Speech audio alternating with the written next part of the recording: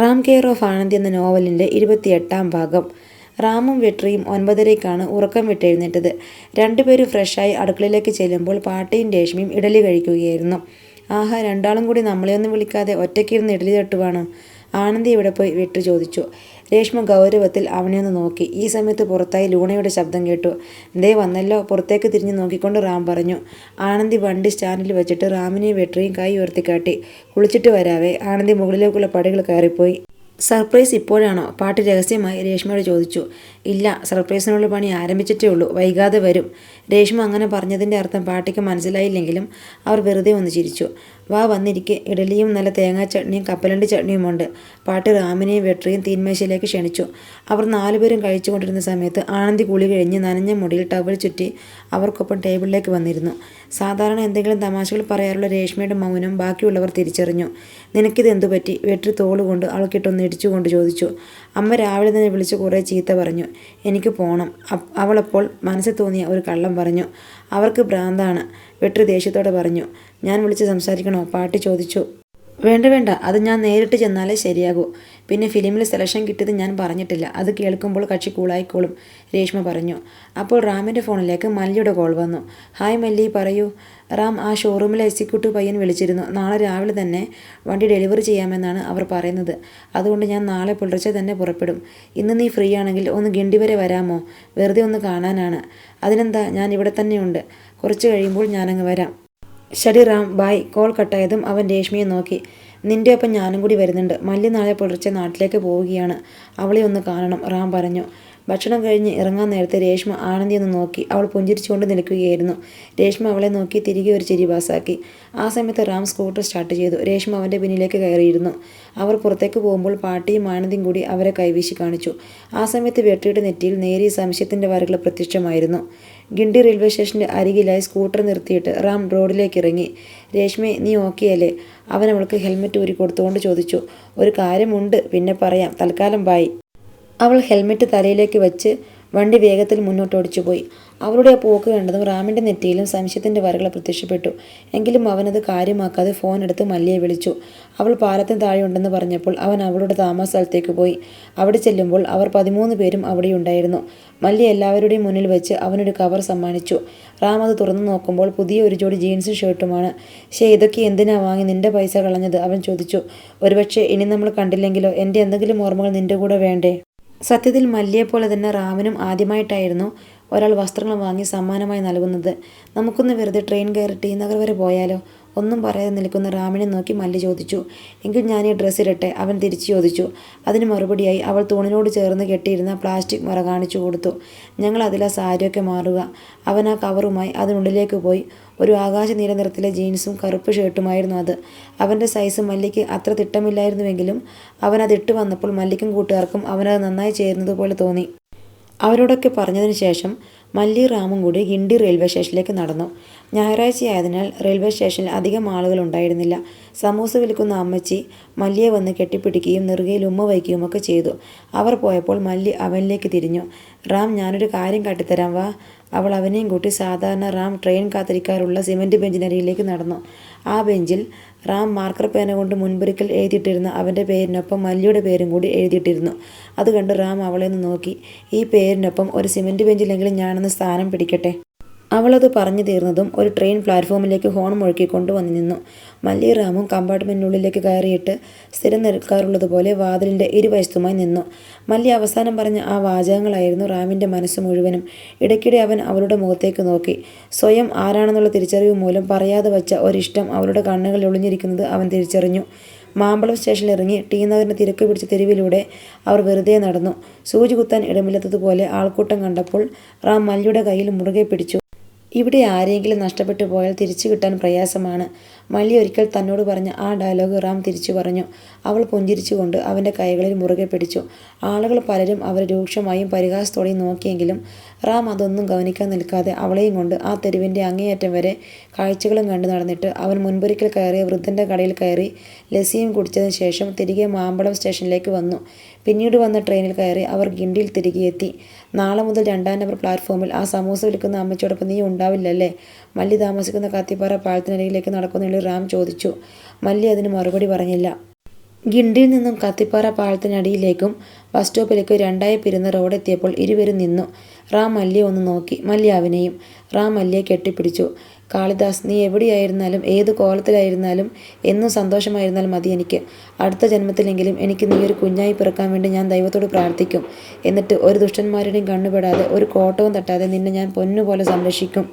ശേഷം അവൻ മല്ലിയിൽ നിന്നും അകന്നു മാറി തിരിഞ്ഞുപോലും നോക്കാതെ ബസ് സ്റ്റോപ്പിലേക്ക് വേഗത്തിൽ നടന്നുപോയി. മല്ലി അവൾ നടന്നു പോകുന്നു നോക്കിക്കൊണ്ട് അവിടെ തന്നെ നിന്നു.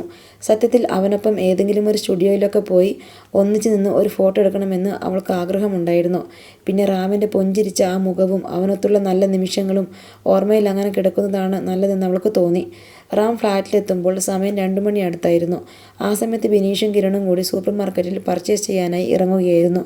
അവനും അവർക്കൊപ്പം സൂപ്പർ മാർക്കറ്റിലേക്ക് പോയി. അങ്ങനെ ആ ഞായറാഴ്ചയും കടന്നുപോയി. നീണ്ട 5.5 മണിക്കൂർ വേണ്ടി വന്നു ആ ട്രെയിൻ സേലമെത്താൻ. സേലത്ത് ആത്തൂർ എന്ന സ്ഥലത്തായിരുന്നു മല്ലിയുടെ വീട്. സേലം റെയിൽവേ സ്റ്റേഷനിൽ നിൽക്കുമ്പോൾ 5 വർഷങ്ങൾക്ക് മുൻപുള്ള ഒരു പുലരിയിൽ സ്നേഹിച്ചവനൊപ്പം ചെന്നൈക്ക് വണ്ടി കയറുന്ന ഓർമ്മകൾ അവളുടെ മനസ്സിൽ വീണ്ടും തികട്ടി വന്നു. അവൾ ഫോൺ എടുത്ത് ഷോറൂമിൽ താനുമായി സംസാരിക്കാറുള്ള മണി എന്നു പേരുള്ള എക്സിക്യൂട്ടീവ് പയ്യനെ വിളിച്ചു. 15 മിനിറ്റുകൾക്കകം അവൻ ഷോറൂമിലെ കാറുമായി റെയിൽവേ സ്റ്റേഷനിലെത്തി. സേലം റെയിൽവേ സ്റ്റേഷനിൽ നിന്നും 60 കിലോമീറ്ററിനടുത്ത് ദൂരമുണ്ടായിരുന്നു ആത്തൂരേക്ക്. വികസനം അധികം എത്തിയിട്ടില്ലാത്ത ഒരു ഗ്രാമമായതിനാൽ വാഹനങ്ങൾ വാങ്ങുന്നതിനും മറ്റുമായി സേലം സിറ്റിയെയാണ് അവിടുത്തുകാർ ആശ്രയിച്ചിരുന്നത്. മല്ലി തൻ്റെ കാര്യങ്ങൾ മണിയോട് സംസാരിച്ചപ്പോൾ അവൻ തന്നെയാണ് അവളുടെ അനുജന് സർപ്രൈസ് കൊടുക്കുവാനുള്ള എല്ലാവിധ സഹായങ്ങളും താൻ ചെയ്യാമെന്ന് വാക്കുകൊടുത്തത്. യാത്ര എങ്ങനെയുണ്ടായിരുന്നു? അവളുടെ പെട്ടിയും മറ്റും ഡിക്കിയിൽ എടുത്തു വെച്ചുകൊണ്ട് അവൻ ചോദിച്ചു. കുഴപ്പമൊന്നും ഉണ്ടായിരുന്നില്ല. ബുള്ളറ്റ് കൊണ്ടുവന്നില്ലേ? അവൾ ചുറ്റുപാടുമൊന്ന് നിരീക്ഷിച്ചുകൊണ്ട് ചോദിച്ചു. വണ്ടിയുമായി ഷോറൂമിലെ 2 പിള്ളേർ അവിടേക്ക് പോയി കഴിഞ്ഞു. ബുള്ളറ്റിൽ ചില്ലറ ഡെക്കറേഷൻ പരിപാടികൾ ആത്തൂർ എത്തും മുൻപ് അവന്മാർ ചെയ്തോളും. തിരികെ അവന്മാരെയും പിക്ക് ചെയ്ത് ഞാനിങ്ങ് പോരും, മണി വിനയത്തോടെ പറഞ്ഞു. വീട്ടിലെത്തുമ്പോൾ തന്നെ എങ്ങനെയാവും അച്ഛനും അനുജനും ഉൾക്കൊള്ളുക എന്ന ആശങ്കയിൽ മണിയുമായി തൻ്റെ കാര്യങ്ങൾ നേരത്തെ തന്നെ മല്ലി സംസാരിച്ചു വച്ചിരുന്നു. ജന്മഗ്രാമത്തിലേക്ക് അടുക്കുംതോറും അവളുടെ ഹൃദയമിടിപ്പ് വർദ്ധിച്ചുകൊണ്ടിരുന്നു. ആത്തൂർ എത്തുന്നതിന് 1 കിലോമീറ്റർ മുൻപ് മണി കാർ ഒതുക്കി നിർത്തി. റോഡ് സൈഡിലായി ഓറഞ്ച് നിറത്തിൽ റിബൺ കെട്ടി പൂമാലയിട്ട് അലങ്കരിച്ചു വെച്ച കറുത്ത സ്റ്റാൻഡേർഡ് ബുള്ളറ്റ് കണ്ടതും അവൾ വെളിയിലേക്ക് ഇറങ്ങി. അതിനരികിൽ റോയൽ എൻഫീൽഡിൻ്റെ ലേബലുള്ള കറുത്ത ടീഷർട്ട് ഇട്ട 2 യുവാക്കൾ നിൽപ്പുണ്ടായിരുന്നു. മല്ലിയെ സീനിയർ എക്സിക്യൂട്ടീവായ മണിയുടെ ഒപ്പം കണ്ടതും അവർ അത്ഭുതത്തോടെ ഇരുവരെയും നോക്കി. അവളെ അങ്ങനെ നോക്കരുതെന്ന് പറയുന്ന തരത്തിൽ മണി കണ്ണുകൾ കൊണ്ട് ആംഗ്യം കാണിച്ചു. താങ്ക്സ് അനിയന്മാരെ, അവൾ അവരെ ഇരുവരെയും നോക്കി പുഞ്ചിരിച്ചുകൊണ്ട് പറഞ്ഞു. അവർ തിരികെയും പുഞ്ചിരിച്ചു കാട്ടി. മല്ലിക്ക് ബുള്ളറ്റ് കണ്ട് തൃപ്തി വന്നെന്ന് തോന്നിയപ്പോൾ മണി വീണ്ടും അവളെ കാറിലേക്ക് ക്ഷണിച്ചു. ഗ്രാമത്തിലെ വഴികൾക്ക് ചെറിയ മാറ്റങ്ങൾ വന്നെങ്കിലും വിനായകൻ കോവിലിൻ്റെ സമീപത്തെ കുളത്തിന് സമീപത്തു കൂടിയുള്ള ടാർ ചെയ്യാത്ത റോഡ് മല്ലിക്ക് തിട്ടമായിരുന്നു. അവൾ മണിക്ക് വഴി പറഞ്ഞു കൊടുത്തുകൊണ്ടിരുന്നു. പിന്നിൽ ആ 2 യുവാക്കൾ സാവധാനത്തിൽ ബുള്ളറ്റിൽ അവരെ പിന്തുടർന്നു. 5 വർഷങ്ങൾക്ക് ശേഷം തൻ്റെ വീട്ടുമുറ്റത്തേക്ക് കാറിൽ വന്നിറങ്ങുമ്പോൾ അവൾക്ക് നേരിയ വിറയൽ അനുഭവപ്പെട്ടു. പായലും പുകയുമെല്ലാം പിടിച്ച് ആ 2 മുറി വീട് ഒന്നുകൂടി പഴഞ്ചനായതല്ലാതെ അധികം മാറ്റങ്ങളൊന്നും സംഭവിച്ചിരുന്നില്ല. കാർ വന്ന് നിൽക്കുന്നത് കണ്ടപ്പോൾ അയലത്തുള്ള വീടുകളിൽ നിന്നും കുട്ടികളും ചില മുതിർന്നവരും റോഡിലേക്ക് വന്നു. ആ സമയത്ത് യുവാക്കൾ 2 പേരും കൂടി വീടിൻ്റെ മുന്നിലെ റോഡിലായി ബുള്ളറ്റ് കൊണ്ടുവന്ന് സെൻട്രൽ സ്റ്റാൻഡിൽ വെച്ചിട്ട് അല്പം മാറി നിന്നു. എങ്കിൽ നിങ്ങൾ പോയിക്കോളൂ, മല്ലി കാറിലിരുന്നു കൊണ്ട് തന്നെ മല്ലിയോട് പറഞ്ഞു. അല്ല, സാധാരണ നമ്മൾ വണ്ടി ഡെലിവറി ചെയ്യുമ്പോൾ ഒരു ഫോട്ടോ എടുക്കാറുണ്ട്. പോക്കറ്റിൽ നിന്നും ഒരു ഡിജിറ്റൽ ക്യാമറ കയ്യിൽ എടുത്തുകൊണ്ട് മണി പറഞ്ഞു. ഞാൻ നിന്നോട് കാര്യങ്ങളൊക്കെ പറഞ്ഞതല്ലേ, ഇവിടുത്തെ അവസ്ഥ എന്താവുമെന്ന് എനിക്കറിയില്ല. അഥവാ എന്തെങ്കിലും കുഴപ്പം തോന്നിയാൽ അപ്പോൾ തന്നെ നിങ്ങൾ പോയിക്കോണം. ആ സമയത്ത് മല്ലിയുടെ അമ്മ വീട്ടിൽ നിന്നും വെളിയിലേക്ക് ഇറങ്ങി വന്നു. സത്യത്തിൽ അവൾ വരുമെന്ന് പറഞ്ഞെങ്കിലും അറിയിപ്പൊന്നുമില്ലാതെ അത്തരത്തിൽ പെട്ടെന്ന് കയറി വരുമെന്ന് അവളുടെ അമ്മയും കരുതിയിരുന്നില്ല. അതിനാൽ ആ കൂടിക്കാഴ്ചയ്ക്ക് അവർ മാനസികമായി തയ്യാറെടുത്തിരുന്നുമില്ല. കാറിൽ നിന്നും ഇറങ്ങി വരുന്ന സ്ത്രീവേഷം ധരിച്ച തൻ്റെ മകനെ ഒരു നോട്ടം നോക്കിയ ശേഷം ആ അമ്മ ചുറ്റുപാടുമൊന്ന് നോക്കി. ആളുകൾ കാളിദാസനെ തിരിച്ചറിഞ്ഞപ്പോൾ അവരുടെയൊക്കെ മുഖത്ത് അത്ഭുതവും ചിരിയും നിറയുന്നത് അവർ കണ്ടു. മണിയും അവൾക്കൊപ്പം കാറിൽ നിന്നും ഇറങ്ങി. ഡിക്കിയിൽ നിന്നും അവളുടെ പെട്ടിയും സാധനങ്ങളും എടുത്ത് വെളിയിലേക്ക് വെച്ചു. മല്ലി തൻ്റെ അമ്മയെ പല്ലുകൾ മുഴുവൻ കാണുന്ന തരത്തിൽ ചിരിച്ചു കാട്ടി. ആ സമയത്ത് അവർ റോഡിലേക്ക് വേഗത്തിൽ നടന്നു വന്നു. മല്ലി അവരെ കെട്ടിപ്പിടിച്ചു. എന്തിനാ നീ ഈ പകൽ സമയത്ത് വന്നത്? അവർ അവളുടെ കൈപ്പിടിയിൽ നിന്നും പിറകിലേക്ക് മാറിക്കൊണ്ട് ചോദിച്ചു. പെട്ടെന്ന് മല്ലിയുടെ മുഖത്തെ ചിരി അല്പം മാഞ്ഞു. കാളി, നിനക്ക് സുഖമാണോടി? എതിർവശമുള്ള വീട്ടിൽ മല്ലിയുടെ അതേ പ്രായത്തിലുള്ള ഒരുവൻ കയ്യിൽ തൻ്റെ കുട്ടിയെയും എടുത്തുകൊണ്ട് അവളെ പരിഹസിക്കുന്ന തരത്തിൽ വിളിച്ചു ചോദിച്ചു. ആളുകളുടെ കൂട്ടത്തോടെയുള്ള സംസാരവും മറ്റും കേട്ട് ചുറ്റുപാടുമുള്ള വീടുകളിലെ ബാക്കി ആളുകളും വെളിയിലേക്ക് വന്നിട്ടുണ്ടായിരുന്നു. കൂട്ടത്തിൽ മല്ലിയുടെ അനുജൻ കവിദാസും പുറത്തേക്ക് വന്ന് നോക്കി. അനുജനെ കണ്ടയുടൻ മല്ലി ഷോറൂമിലെ യുവാക്കളുടെ നേർക്ക് തിരിഞ്ഞിട്ട് അതാണ് ആള് എന്ന് ആംഗ്യം കാണിച്ചു. 5 വർഷം കൊണ്ട് താടിയൊക്കെ വളർന്ന് അവനൊരു സുന്ദരൻ പയ്യനായിട്ടുണ്ടെന്ന് മല്ലിക്ക് തോന്നി. അവൾ അവനെ നോക്കി നന്നായി ഒന്ന് ചിരിച്ചു. എന്നിട്ട് അവൻ്റെ അരികിലേക്ക് നടന്നു ചെന്നു. മണി കാറിൻ്റെ പിൻസീറ്റിൽ വച്ചിരുന്ന നീളത്തിലുള്ള ബൈക്കിൻ്റെ കീയുടെ കട്ട്ബോർഡ് വെളിയിലേക്ക് കൊണ്ടുവന്നു. "കവി, ഞാൻ നിനക്ക് വേണ്ടി വാങ്ങിയ സമ്മാനമാ, ചെന്ന് ഓടിച്ചു നോക്ക്." അവൾ റോഡരികിൽ റിബണൊക്കെ കെട്ടി അലങ്കരിച്ചു വച്ചിരിക്കുന്ന ബുള്ളറ്റ് കാട്ടി പറഞ്ഞു. അവൻ ചുറ്റുപാടും ഒന്ന് നോക്കി. വീടിനരികിലുള്ളവരും ഗ്രാമത്തിൽ ആ വഴി കടന്നു പോയവരുമൊക്കെ ഒരു കാഴ്ചക്കാരെ പോലെ അമ്മയും തന്നെയും നോക്കി നിൽക്കുന്നത് കണ്ടപ്പോൾ അവൻ മല്ലിയെ നോക്കി. "ഇതും കൊണ്ട് വേഗം പൊയ്ക്കോ ഇവിടുന്ന്." അവൻ്റെ മറുപടി കേട്ടതും മല്ലി തൻ്റെ ചിരിയിൽ അല്പം പോലും മാറ്റം വരാതെ അവനെ തന്നെ നോക്കി നിന്നു. ആ സമയത്ത് കുളി കഴിഞ്ഞ് ഒരു തോർത്തും ചുറ്റി അവരുടെ അച്ഛനും മുറ്റത്തെ മടപ്പുരയിൽ നിന്നും വെളിയിലേക്ക് വന്നു. അയാളും ആളുകളൊക്കെ കണ്ട് ചുറ്റുപാടും ഒന്ന് കണ്ണോടിച്ചു. "ഞാനിനി തിരിച്ചു പോകുന്നില്ല കവി. ഇനി മുതൽ ഇവിടെ നിങ്ങൾക്കൊപ്പം നിൽക്കാനാ വന്നത്. ഞാൻ ഒരുപാട് കഷ്ടപ്പെട്ടിട്ടാ പയ്യ നിനക്ക് ഏറ്റവും ഇഷ്ടമുള്ള ഈ ബൈക്കൊക്കെ വാങ്ങിയത്." അവൾ സ്നേഹത്തോടെ പറഞ്ഞു. "നീ എങ്ങനെ കഷ്ടപ്പെട്ടെന്ന്?" അവൻ പല്ലുകളെ കടിച്ചുകൊണ്ട് തിരിച്ചു ചോദിച്ചു. ആ ചോദ്യത്തിന് മുന്നിൽ എന്തുത്തരം പറയുമെന്നറിയാതെ മല്ലി നിശബ്ദയായി.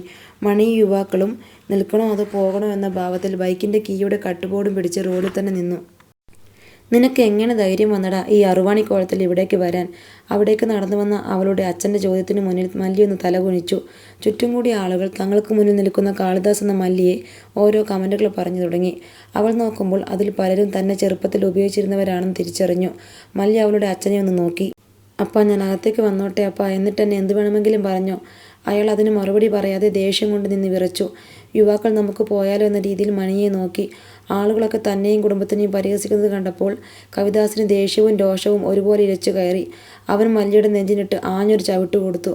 മല്ലി അത് തൻ്റെ അനുജിൽ നിന്നും ഒട്ടും പ്രതീക്ഷിച്ചിരുന്നില്ല. ചവിട്ടിൻ്റെ ആഘാതത്തിൽ അവൾ റോഡിലേക്ക് മലർന്നടിച്ച് വീണു. ആ രംഗം കണ്ട് യുവാക്കളുടെ കയ്യിൽ നിന്നും കട്ടുബോർഡ് നിലത്തേക്ക് വീണുപോയി. ഭ്രാന്ത് കയറിയതുപോലെ കവിദാസ് വീടിനകത്തേക്ക് ഓടിപ്പോയി. എന്തു പ്രശ്നമുണ്ടായാലും തനിക്ക് പൂർണ്ണ പിന്തുണ നൽകുമെന്ന് കരുതിയ അമ്മ തന്നെക്കാൾ കൂടുതൽ നോട്ടം ചുറ്റുപാടുമുള്ളവരെ നോക്കുന്നത് കണ്ടപ്പോൾ മല്ലിയുടെ കണ്ണുകൾ നിറഞ്ഞു. "നിനക്കവിടെ തുണി പൊക്കി തരുന്നവനൊക്കെ സുഖം കൊടുക്കുന്ന പരിപാടിയല്ലടാ പൊണ്ടാ മകനെ."